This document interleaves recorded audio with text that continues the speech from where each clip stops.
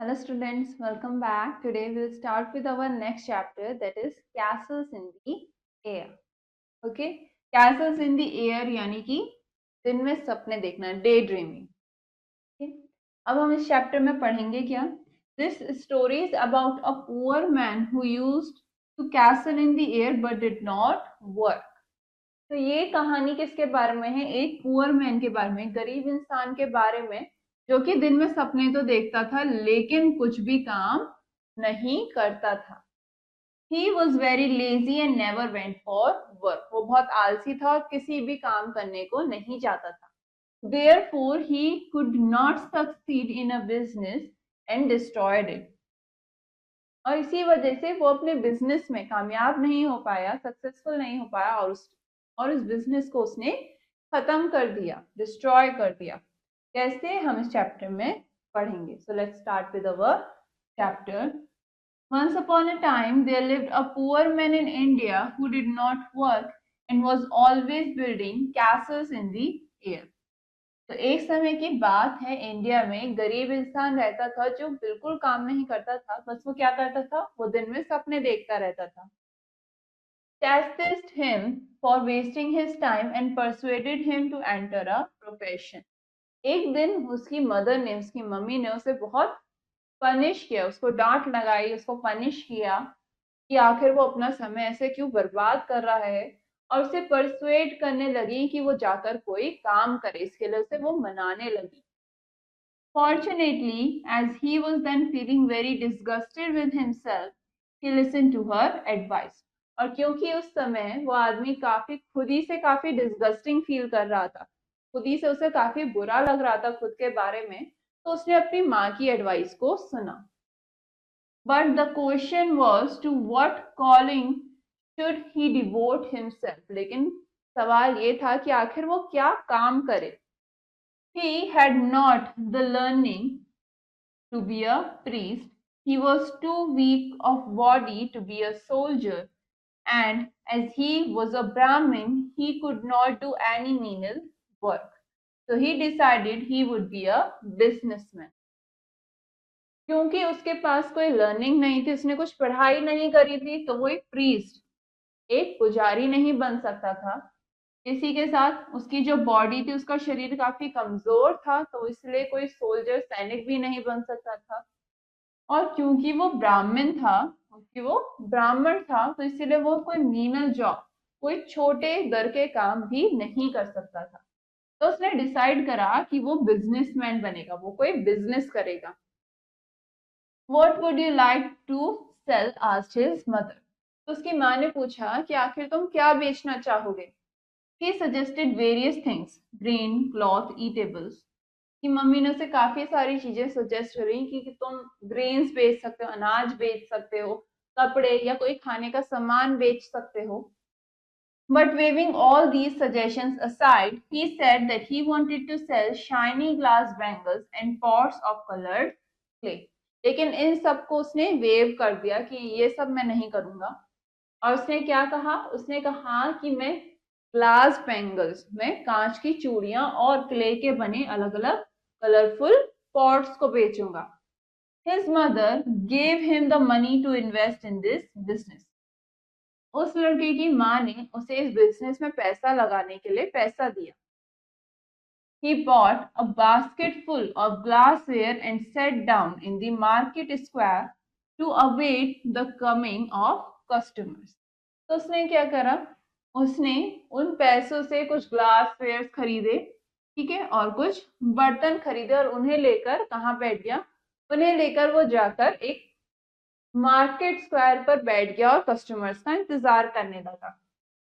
As the silken colors of the ware before him glistened when the sunshine played on them, the reflecting rays lifted his thoughts across the sky to soar on high.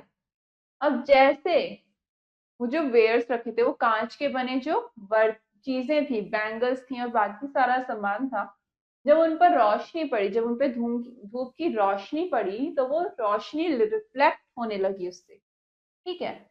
और वो क्या करने लगा? जो बैठा था वो लड़का, अब वो आसमान की तरफ देखकर अपने ही सपनों में खो गया. I shall sell these things at a profit of 10% today, he thought.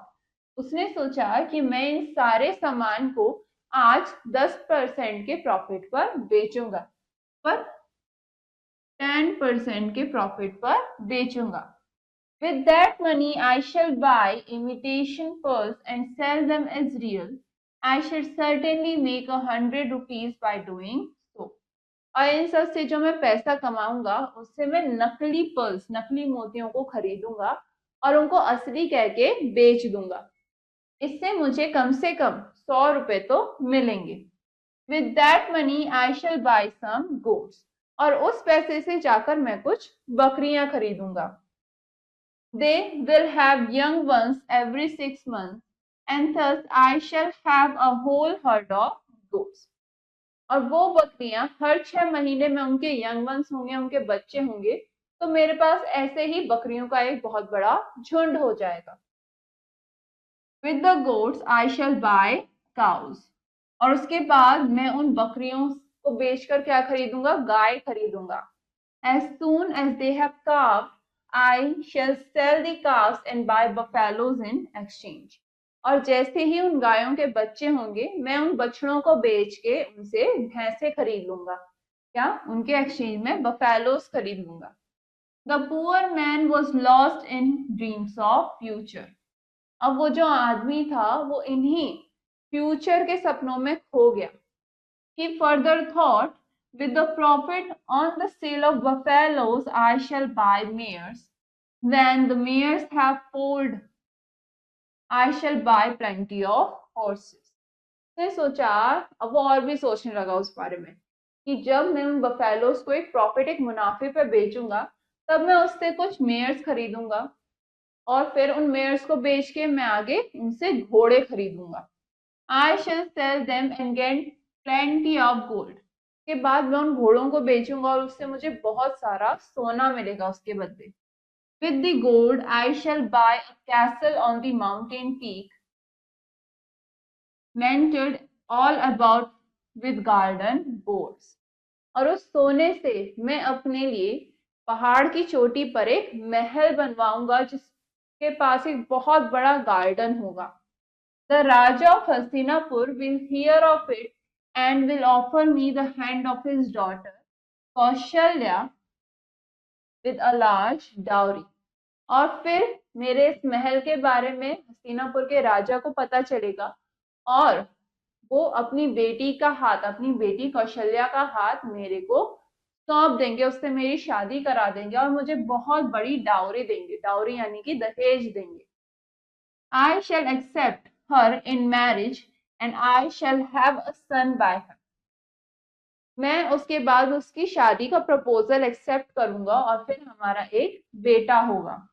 When the boy is old enough to dance on my knees, I shall sit in the courtyard of my palace and beckon him to come and play with me.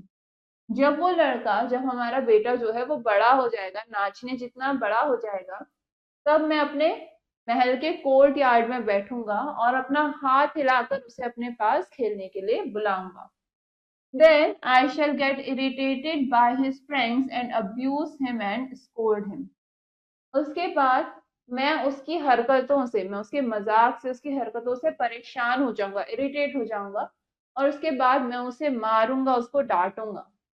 He will begin to shriek and I shall call my wife to come and take him. उसके बाद वो मुझसे डरने लगेगा और फिर मैं अपनी वाइफ को बुलाऊंगा, अपनी बीवी को बुलाऊंगा और कहूंगा कि इसे यहाँ से ले जाओ, इसे अपने साथ यहाँ से ले जाओ. She will be busy doing some household work and I shall get up and give her such a kick as will never let her bones be idle afterwards. और जब मेरी वाइफ जो है वो घर के कामों में बिजी होगी, तब मैं जाकर उसको परेशान करूंगा, उसको मारूंगा, जिसकी वजह से क्या होगा, उसकी हड्डियों में उसे दर्द होने लगेगा और वो कभी खाली नहीं बैठेगी. The force and madness of this feeling converted the thought in his daydreaming head into an actual act. अब ये सब जो वो सोच रहा था, ठीक है, ये सब जो वो चीजें सोच रहा था अपने माइंड में, डे ड्रीमिंग कर रहा था, ये सब क्या हो गया, ये सारी जो फीलिंग्स थी ये एक्चुअल सीन में बदल गई। कि जब उसने सोचा मैं लात मारूंगा, ठीक है, अपनी वाइफ को जब मैं लात मारूंगा, तब क्या हुआ, lo he gave such a furious kick that all the glass and earthenwares in his basket were shattered to pieces on the ground before him। जब उसने सोचा कि मैं अपनी वाइफ को लात मारूंगा, उसे परेशान करूंगा, उसको दिक्कत करूंगा, तभी उसने क्या करा, उसने खुद ही अपने सारे सामान को लात मार दी, जिसकी वजह से क्या हुआ, तो सारा सामान जमीन पर गिर के टूट गया। क्यों? क्योंकि उसके पास सारा कांच का सामान था और अर्थनवेयर क्ले से बना हुआ सामान था उसकी बास्केट में, जो कि सब उसके सामने ही जमीन पर गिर के टूट गया। तो इस चैप्टर में हमने क्या देखा कि हमें कभी भी डे ड्रीमिंग नहीं करनी चाहिए, उसका हमें नुकसान ही होता है। So what we learned in this chapter, we should not castle in the air but instead work hard। हमें दिन में सपने नहीं देखने चाहिए, बल्कि क्या करना चाहिए, हमें मेहनत से काम करना चाहिए। By hard work we can achieve our goals। हम मेहनत से अपने गोल्स को अचीव कर सकते हैं। Next, we came across some new words in this chapter। हमने कुछ न्यू वर्ड्स पढ़े, नए शब्द पढ़े, अब हम उनके मीनिंग्स देखेंगे। First, Castle's in the air यानी कि डे ड्रीम, दिन में सपना देखना। चेस्टाइज्ड यानी कि सजा देना, पनिश्ड। परसुएडेड यानी कि कन्विंस करना, सामने वाले को मनाना। एंटर अ प्रोफेशन यानी कि कुछ काम करना, प्रोफेशन को ज्वाइन करना। Disgusted, caused a feeling of dislike, कि तुम्हें कुछ पसंद नहीं आ रहा। कॉलिंग यानी कि एंगेजमेंट विच ब्रिंग्स मनी, कुछ ऐसा काम जिससे आपके पास पैसा आए। मीनल वर्क यानी कि वर्क ऑफ अ सर्वेंट, किसी दास का काम, किसी नौकर का काम। Waving, stop you from using और रिजेक्टिंग, वेविंग करना यानी कि रिजेक्ट कर देना कि नहीं मैं ये काम नहीं करूंगा, ठीक है। जैसे यहाँ पर वो आदमी रिजेक्ट करता है जब उसकी मदर कहती है कि तुम कुछ कपड़े बेचो, अनाज बेच लो या फिर कुछ खाने का सामान बेच लो। ग्लासवेयर यानी कि आर्टिकल मेड ऑफ ग्लास, कांच का बना हुआ सामान, ग्लास का बना हुआ। Square, four sided open area यानी कि एक खुला हुआ एरिया है जो कि स्क्वायर शेप में है, ओके। ग्लिस्टेंड यानी कि शोन ब्राइटली, चमक रहा है। कार्व्ड यानी कि बछड़ों को जन्म देना, गाय काव्स को जन्म देती है तो गिव बर्थ टू काव्स, बछड़े। पोल्ड यानी कि गिव बर्थ टू पोल्स। मैंटल्ड यानी कि covered in. Bores, shady places under tree, जो छांव वाला हिस्सा होता है पेड़ों के नीचे। डाउरी यानी कि property bought by bride to her husband, यानी कि जो दुल्हन अपने पति के यहाँ सामान लेके जाती है उसे कहते हैं डाउरी, ठीक है। बेकन यानी कि हाथ हिलाकर किसी को बुलाना, call by waving the hand. Pranks यानी कि मजाक करना, मिस्चीवियस ट्रिक्स। इरिटेटेड, परेशान हो जाना। अनॉयड बिकेम एंग्री, गुस्सा हो जाना। स्पीक यानी कि क्राई लाउडली, जोर से रोना। आइडल यानी कि लेजी, आलस। वैमनेस यानी कि स्ट्रेंथ, ताकत के साथ। कन्वर्टेड यानी कि बदलना, चेंज्ड। फ्यूरियस यानी कि गुस्से में, एंग्री या वॉयलेंट। अर्दनवेयर यानी कि क्ले पॉट, क्ले मिट्टी से बने हुए बर्तन। शैटर्ड टू पीसेस यानी कि टुकड़ों में टूट जाना, broken into pieces. Next, we have few questions in this chapter. First, fill the correct option in OMR sheet. You have an OMR sheet here and you have to fill the right answer. First, what did the poor man not like? Poor man को क्या नहीं पसंद था? काम करना, to work. Option C. Next, what did the poor man feel himself? Poor man को क्या लग रहा था खुद से? He was feeling disgusted. Option A. Next, what did the mother not suggested? Mother ने क्या सजेस्ट नहीं किया? ग्रेन्स बेचने का काम मदर ने सजेस्ट किया कि हाँ तुम अनाज बेच सकते हो। क्लोथ्स, कपड़े, हाँ बेच सकते हो, मदर ने कहा। ईटेबल्स, खाने के आइटम्स बेच सकते हो। यूटेंसिल्स के लिए मदर ने कहा नहीं, तो ऑप्शन क्या हो जाएगा? Option B. Next, what did the poor man do with all the glass and earthenwares? उस गरीब इंसान ने क्या करा सब ग्लास और अर्थनवेयर्स के साथ? उसने उस पे एक लात मार दी, गेव अ किक। क्या हो जाएगा? Option B. Next question, fill in the blanks. आपको कुछ ब्लैंक स्पेसेस गिवन है जो कि आपको फिल करनी है। First, one day his mother dashed him for wasting his time and dashed him to enter a profession. एक दिन उसकी मम्मी ने क्या करा? She chastised him.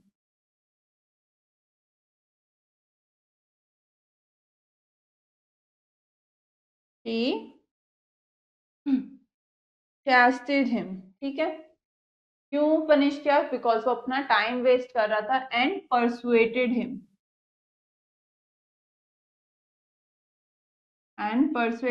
कि वो कुछ काम करे।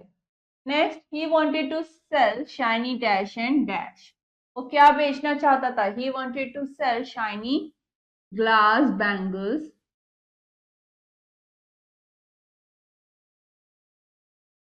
एंड, और क्या बेचना चाहता था? पॉट्स और कलर्ड क्ले।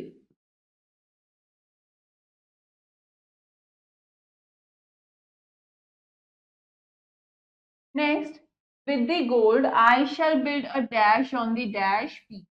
सोने के साथ वो क्या करना चाहता था? He wanted to build a castle.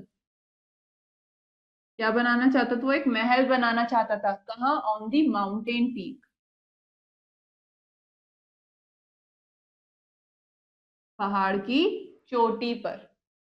Next, I shall sit in the dash of my palace and dash him to come and play with me. वो कहाँ बैठेगा? Sit in the courtyard. अपने महल के कोर्ट यार्ड में। और क्या करेगा? अपने बेटे को हाथ हिलाकर बुलाएगा कि आओ और हम साथ में खेलते हैं। And beckon.